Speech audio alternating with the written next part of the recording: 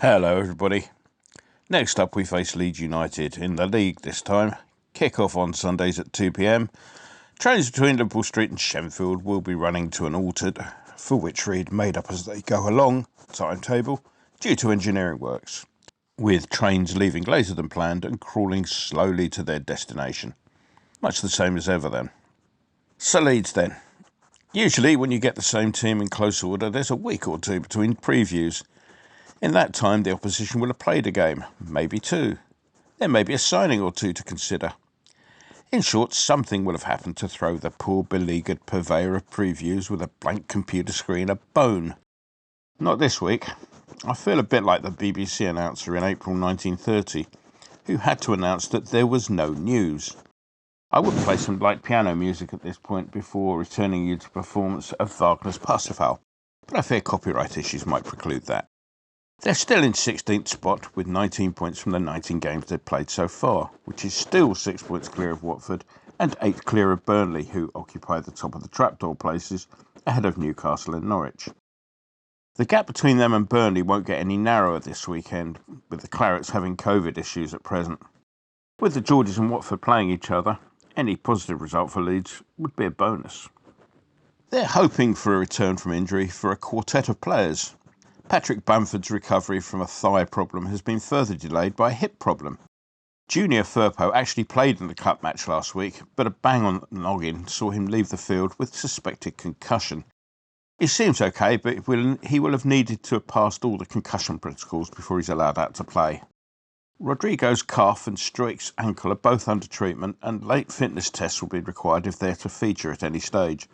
Even allowing for those four, the injury list up there is still reasonably lengthy, with Cooper, Phillips, Roberts, Gelhardt, Shackleton and Cresswell (C) close brackets, all definitely out.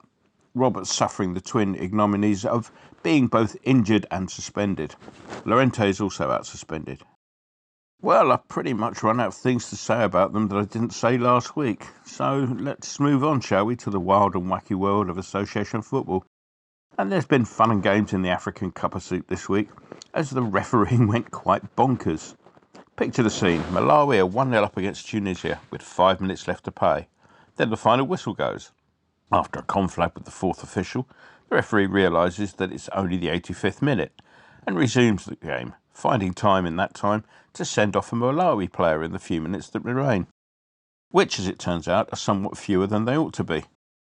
With 13 seconds left on the clock and having no regard for such niceties as the several minutes of stoppage time due to be played, the referee blows for full time again. Chaos ensued as the referee went down the tunnel, allegedly in the direction of the nearest infirmary where he was treated for sunstroke. The fourth official attempted to restart the game 20 minutes later, but found the Tunisians unwilling to come out to play, sitting as they were in their ice baths. Tunisia's later appeal was dismissed, while a hack of Mike Riley's browser history shows numerous searches along the lines of sunstroke, use of an excuse for VAR.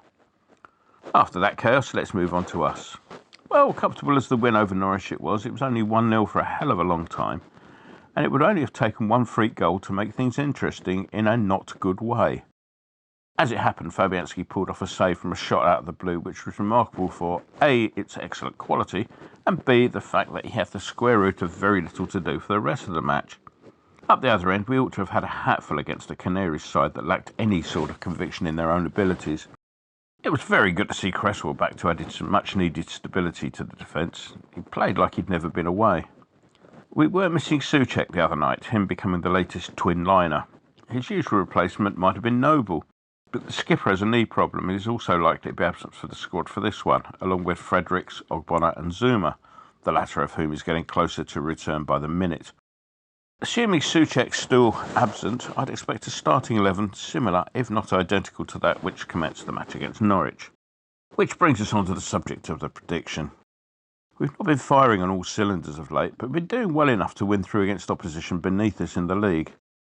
If we can carry on creating chances at the level we did the other night, we'll have a day when more of them go in than stay out. Having said that, Leeds will be a tougher nut to crack than Norwich, but let's face it, 1940s France would have put up more of a fight than the Canaries did. For all that, I see us taking all 3 points still. So the £2.50 they was going to send to the African Cup of Soup to buy them a new digital watch will instead be going on a 3-1 home win, if you please, Mr. Winston. Enjoy the game.